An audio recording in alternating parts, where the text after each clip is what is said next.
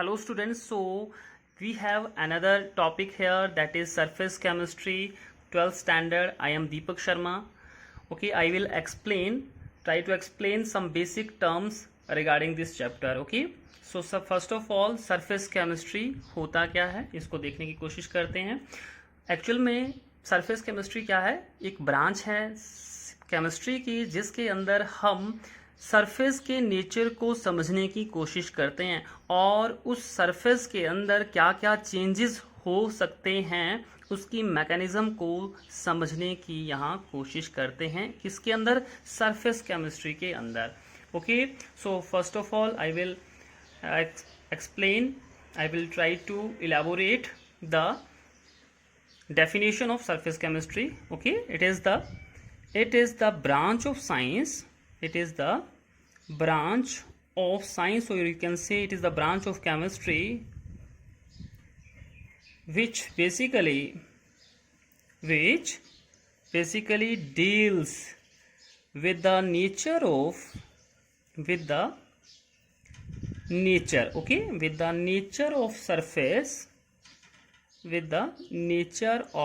surface, and secondly, and the changes, okay, and the changes that taking place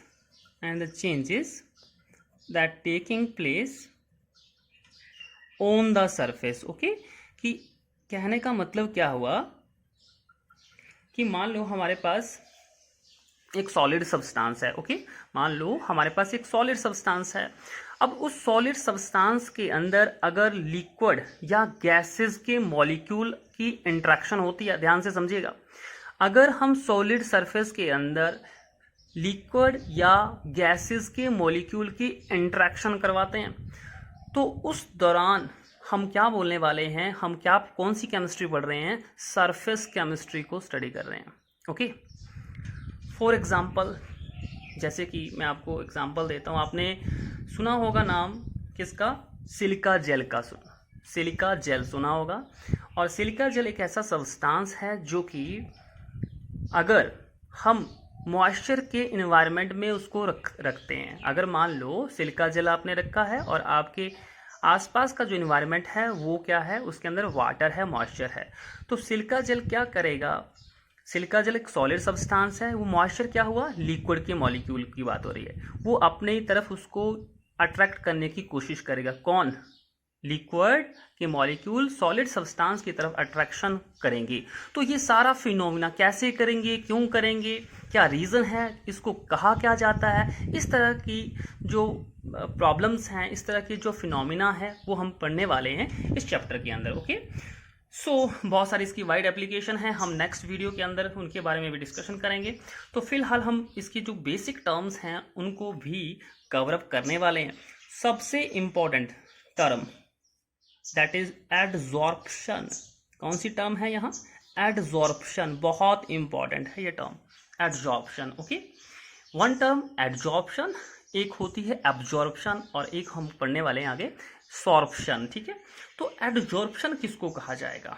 अभी ध्यान से समझिएगा. Adsorption आपने समझ लिया तो मतलब कि आपका जो चैप्टर है काफ़ी हद तक आपने उसको कवर अप कर लिया है.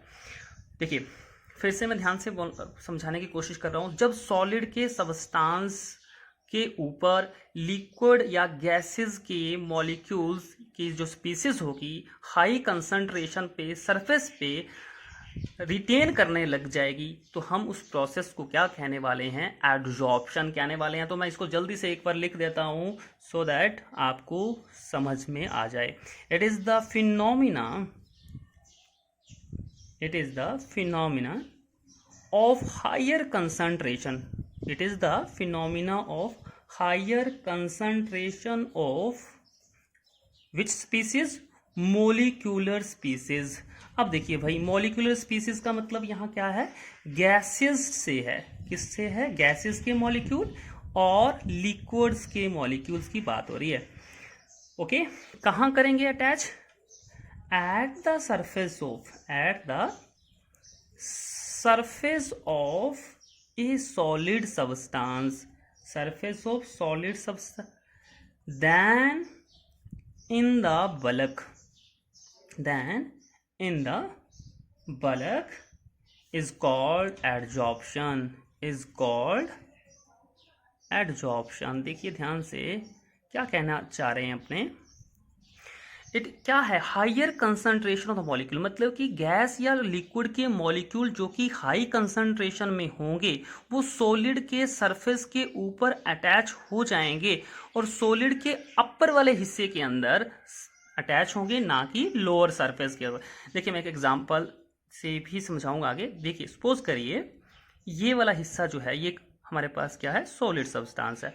आपको पता है सॉलिड सब्सटेंस के अंदर थोड़ा सा अपर वाला जो पार्ट होता है इतना स्मूथ नहीं होता है, ये हम मान के चल रहे हैं। ओके, सो होगा क्या, मान लो आपने गैस के पार्टिकल्स का इन्वायरमेंट जो है इसके ऊपर इसके आसपास दे दिया है। ओके, मतलब गैस के पार्टिकल इसके आसपास हैं, तो होगा क्या, ये गैस के पार्टिकल इस सरफेस के ऊपर यहाँ वाले हिस्से के अंदर जहाँ पे अनबैलेंस्ड फोर्सेस हैं, यहाँ क्या है, बहुत सारे अनबैलेंस्ड फोर्सेस हैं, अनबैलेंस्ड फोर्सेस हैं। क्या हैं सर सॉलिड सब्सटेंस के अंदर, अनबैलेंस्ड फोर्सेस। ओके, अब ये वाले पार्टिकल्स गैस या लिक्विड के जो पार्टिकल्स हैं ये यहाँ पे आना स्टार्ट कर सकते हैं, ठीक है, सो दैट ये जो आपका अनबैलेंस्ड फोर्सेस काफ़ी हद तक स्टेबल होएं, या यूँ कह सकते हैं आप अनबैलेंस्ड फोर्सेस के जो हैं क्या हो जाएं, बैलेंस्ड में बदलना शुरू हो जाएं। तो इस फिनोमिना को क्या बोलने वाले हैं, एडजॉर्प्शन। क्यों बोलेंगे एडजॉर्प्शन, क्योंकि ये अंदर वाले हिस्से के अंदर क्या कह रहे हैं, इस सॉलिड के इनर पार्ट में ये वाले पार्टिकल्स उतने ज़्यादा नहीं हैं। ध्यान से समझिएगा, ये जो पार्टिकल्स हैं ये अपर ही लेयर के अंदर जब तक जुड़े हुए हैं, अट्रैक्ट कर रहे हैं और रिटेन कर पा रहे हैं इस तरह के मॉलिक्यूल्स, और बल्क में ये पार्टिकल्स नहीं हैं। Concentration of the particles, gas और liquid particles is more much at upper surface, okay, and but not in the lower surface और inner surface you can say, और इन बल्क। तो इस पूरे फिनोमिना को हम क्या बोलने वाले हैं, एडजॉर्प्शन बोलने वाले हैं। ये क्यों होगा, what is the reason behind that, आप क्या बोलोगे, this is due to the unbalanced forces which are present in the surface of solid. क्या बोलेंगे, क्या रीजन लिखा जाएगा, क्यों हो रहा है ये phenomena, because unbalanced forces which are present in the solid surface, which are present in the solid surface, these are the liquid molecules और gases molecules you can say, ठीक है, गैसेस और लिक्विड मॉलिक्यूल्स। सो उनकी particles क्या है, tendency का इनकी ये रहेगी कि ये सॉलिड सब्सटेंस को क्या करें, अपर वाले लेयर में एडजस्ट होने की कोशिश करेंगे। सो इस ये फिनोमिना क्या हो गया, एडजॉर्प्शन हो गया। और दूसरी बात क्या होती है, ये प्रोसेस जो होता है आपको ध्यान में रखना चाहिए, ये प्रोसेस एक एक्सोथर्मिक प्रोसेस रहेगा।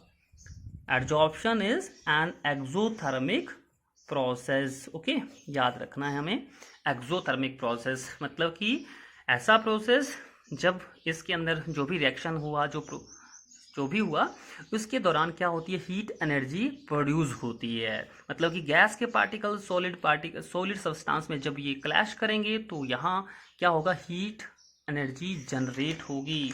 ओके, तो इसको हम एक्सोथर्मिक प्रोसेस बोलते हैं, याद रखना है। Now another important terms that is adsorbent, एक और टर्म आती है यहाँ पे, एडजोर्बेंट किसको कहा जाता है, एडजोर्बेंट एंड एडजोर्बेट, दो टर्म्स हम पढ़ने वाले हैं। कौन कौन सी, एडजोर्बेंट, तो देखिए बेंट जब होगा क्या बनेगा, the solid substance on the surface of which adsorption occur, मतलब कि ये जो सॉलिड सब्सटेंस है इस सॉलिड सब्सटेंस में जहां एडजॉर्प्शन हो पा रहा है, ठीक है, उस सॉलिड सब्सटेंस को हम क्या बोलने वाले हैं, एडजोर्बेंट बोलते हैं। तो ध्यान से इसको पढ़ेंगे और थोड़ा सा इसको डिफाइन भी कर लेते हैं।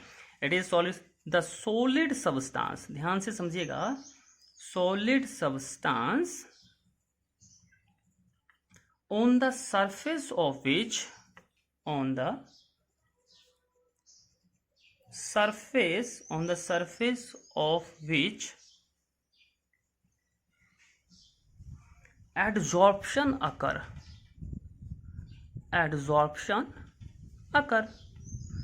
ठीक है, is called adsorbent, is called adsorbent. Okay, तो एक बार फिर से समझने की कोशिश करते हैं। ऐसे सॉलिड सब्सटेंस जहां पे एडजॉर्प्शन होती है, तो मैंने आपको यहाँ क्या लिखा बताया कि गैसेस और लिक्विड के पार्टिकल ही सॉलिड सब्सटेंस में क्या करेंगे, अट्रैक्ट करने की कोशिश करेंगे, मतलब कि एडजॉर्प्शन के फिनोमिना को शो करेंगे। ओके, तो सॉलिड क्या हुआ इस केस के अंदर, एडजॉर्बेंट हुआ। तो सॉलिड सब्सटेंस जिसके ऊपर ये फिनोमिना हो रहा है उसको, उस प्रोसेस को, उसका नाम क्या रखा, उसको हम क्या बोलने वाले हैं, एडजॉर्बेंट बोलेंगे। ओके, याद रहेगा।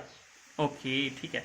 तो यहाँ एक टर्म और पढ़ेंगे आगे, एडजॉर्बेट। सेकंडली क्या पढ़ने वाले हैं, एडजॉर्बेट, बेंट एंड एडजॉर्बेट। ठीक है जी, काफी इंपॉर्टेंट टर्म है भाई ये एडजॉर्बेट।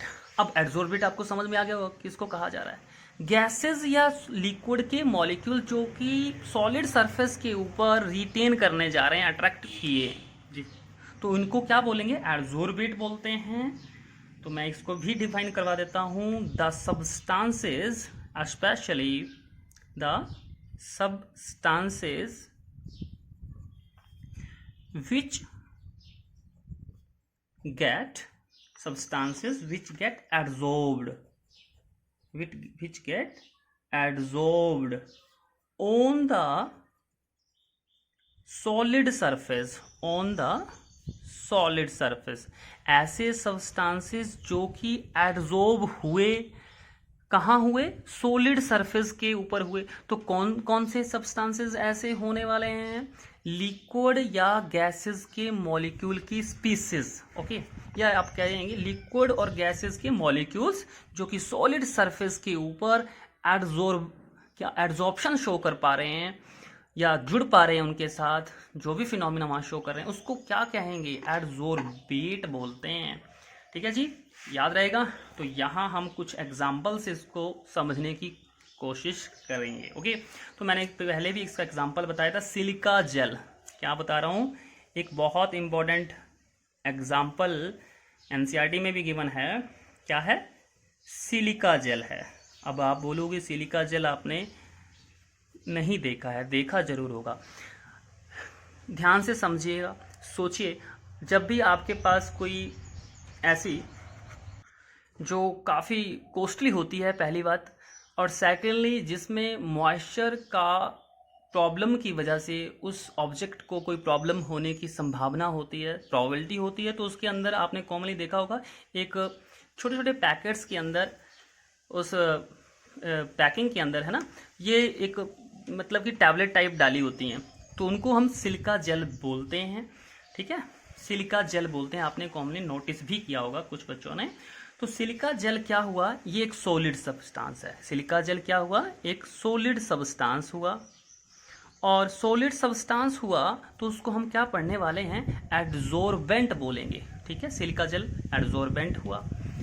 तो अब इस सिलिका जेल को हमने क्या किया, इस सिलिका जेल को हमने, मान लो ये मेरे पास सिलिका जेल है, इसको क्या किया आपने, इस किसी भी एक काफ़ी कॉस्टली ऑब्जेक्ट के अंदर रख दिया, सो दैट आपका जो ऑब्जेक्ट है, चाहे उसका लैपटॉप है या किसी का कुछ भी हो सकता है XYZ, तो उसको मॉइस्चर की वजह से कोई प्रॉब्लम ना आ जाए, तो इस सिलिका जेल को डाला जाता है उसके अंदर। तो अब ये क्या करेगा, मॉइस्चर होगा मान लो आपके वहाँ आसपास, तो ये मॉइस्चर क्या करेगा, आपके जो ऑब्जेक्ट होगा उसको खराब करेगा।